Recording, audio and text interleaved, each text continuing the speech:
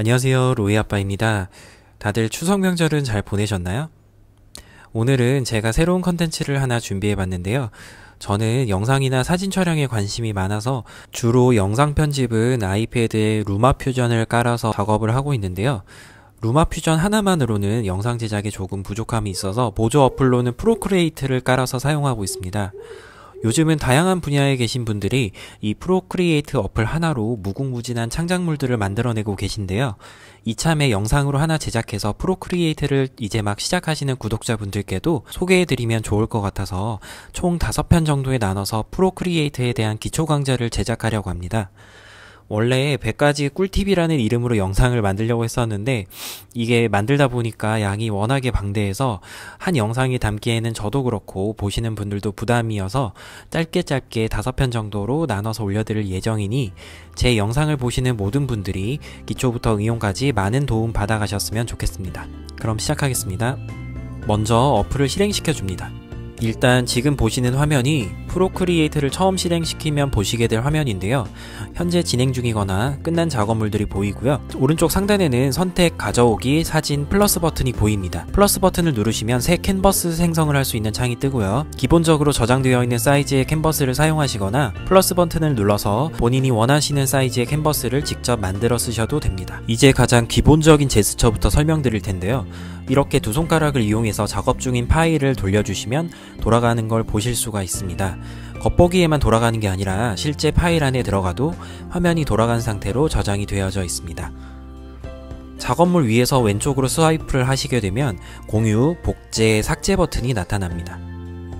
작업물을 양손으로 확대를 하면 미리 보기가 가능하고요. 그 상태에서 오른쪽, 왼쪽으로 밀게 되면 다른 작업물들의 미리 보기도 가능합니다. 반대로 다시 갤러리로 나가실 때는 손가락을 오므려서 나가주시면 되시고요. 미리 보기한 작업물에서 더블 탭을 해주시면 바로 작업을 할 수 있도록 진입이 가능합니다.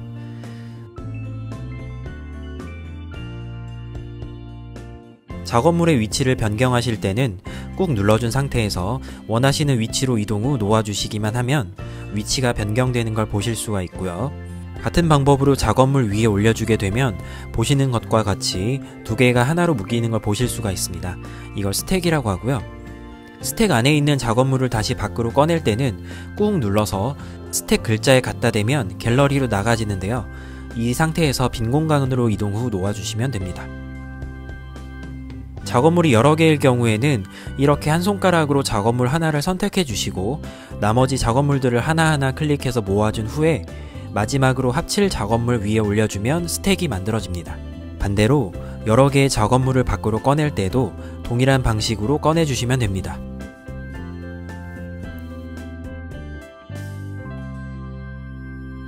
작업물의 이름을 바꾸실 때는 이름을 클릭해 주시면 손쉽게 이름 변경이 가능하고요. 키보드 대신 애플 펜슬로 적어주셔도 이름이 변경됩니다. 이 부분은 아직 한글 지원은 되지 않고요.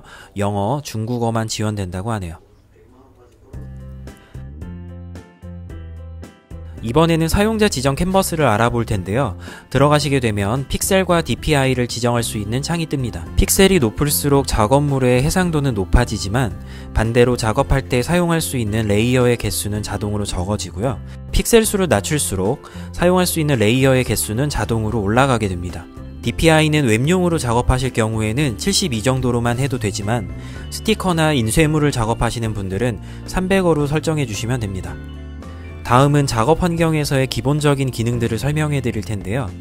먼저 작업 환경에 진입하시게 되면 상단에 작업에 필요한 툴바들이 보이고요. 상단 동작 툴에서 설정으로 들어가시게 되면 제스처 제어 버튼이 있는데 클릭해 볼게요. 저는 일단 제 사용 환경 스타일에 맞게 설정을 미리 해둔 상태고요. 하나씩 클릭하면서 보여드릴게요. 먼저 손가락 메뉴에서는 세 번째 네모 플러스 터치를 체크해서 네모 버튼을 누르고 손가락으로 문지르면 번지기 기능이 작동하게끔 설정해뒀고요. 지우기와 그리기 도움받기에는 설정을 다 꺼두었습니다. 스포이드 툴에서는 네모를 터치하거나 터치 후 유지하면 활성화되게 설정을 해두었고요. 퀵 쉐이프 메뉴는 터치 후 유지하면 활성화되도록 설정했습니다. 퀵 메뉴는 내 손가락 터치하면 켜고 꺼지게끔 설정해 두었고요. 전체 화면은 설정을 다 꺼두었습니다. 레이어 지우기는 세 손가락으로 문지르면 레이어가 지워지도록 설정해 두었고요. 복사하기 및 붙여넣기는 세 손가락으로 쓸어내리기, 레이어 선택은 네모 플러스 애플 펜슬, 마지막 일반에서는 꼬집기 제스처로 회전을 활성화시켜 두었습니다. 완료를 눌러서 나가볼게요. 작업창에서 할 수 있는 제스처로는 두 손가락으로 확대하기, 줄이기가 있고요. 가볍게 꼬집어서 전체 화면 맞추기도 가능합니다. 좌측에 있는 툴은 브러쉬 크기 조절 툴인데요. 지금은 손 위치보다 너무 아래에 있으니까 조정을 해볼게요. 조정을 하실 때는 네모 버튼을 눌러서 밀고 원하는 위치로 옮긴 후 놓아주시면 됩니다.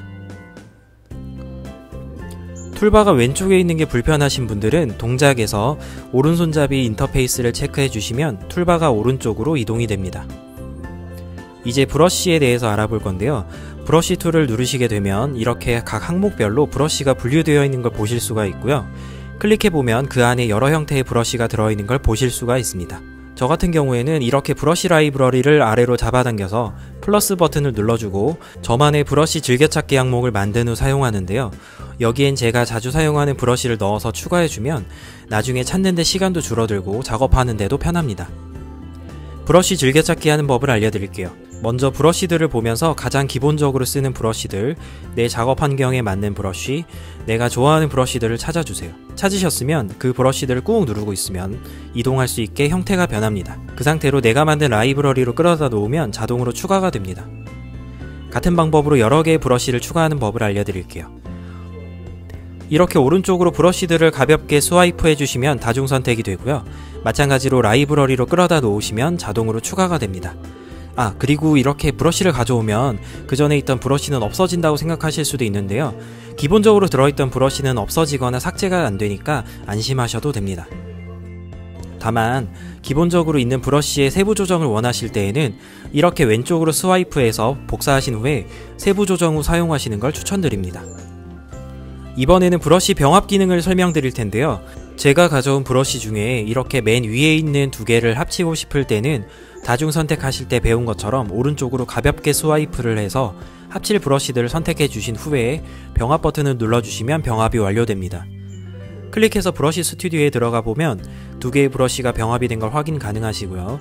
필기할 때 효과는 이런 식으로 두 개의 브러쉬가 합쳐진 형태로 나타나게 됩니다. 이번에는 브러쉬의 재미있는 효과를 줘볼 건데요. 먼저 브러쉬 하나를 선택해서 브러쉬 스튜디오로 들어가 줍니다. 색상 움직임 항목에 들어가 보시면 지터나 압력, 기울기를 조절할 수 있는 메뉴가 나오는데요. 여기서 저는 색조와 채도를 한번 끝까지 올려볼게요. 그러면 이렇게 색깔이 입혀진 브러쉬가 완성이 됩니다. 재미있는 기능을 원하시는 분들은 이런 식으로 조절을 해서 써보시는 것도 추천드립니다. 마찬가지로 브러쉬 스튜디오에서 모양이나 그레인 항목을 선택해 주신 후 편집에 들어가면 반전 효과를 줄 수 있는데요.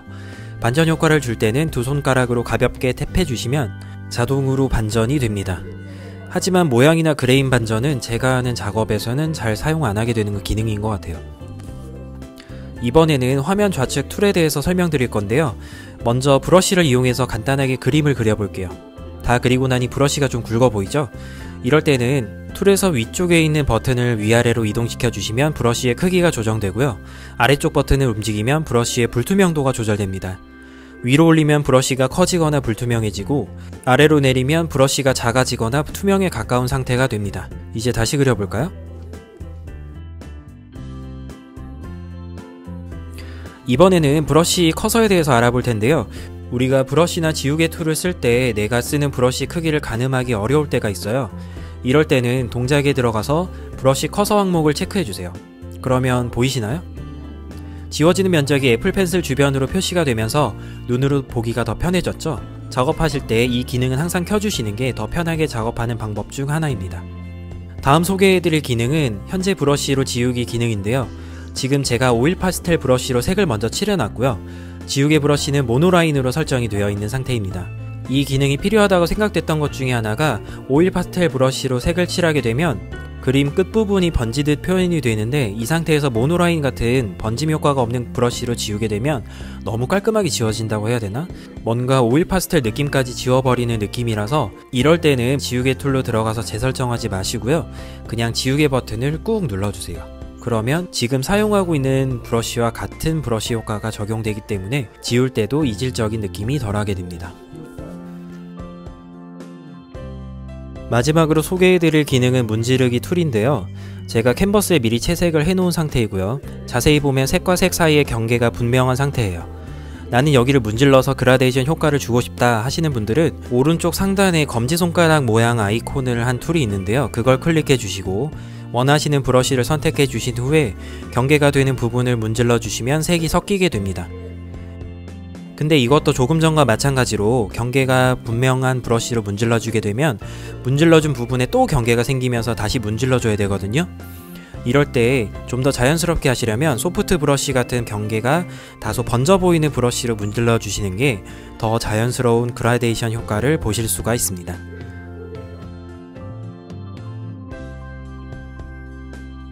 일단 오늘은 여기까지 프로크리에이트에 대한 간단한 기능들과 제스처에 대해서 알아보았는데요.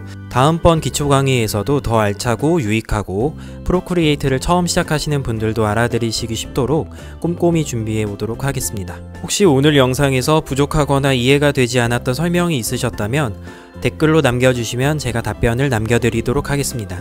유익하셨다면 구독과 좋아요, 알림 설정 부탁드리고요. 오늘도 시청해주신 모든 분들께 감사드립니다. 그럼 안녕히 계세요.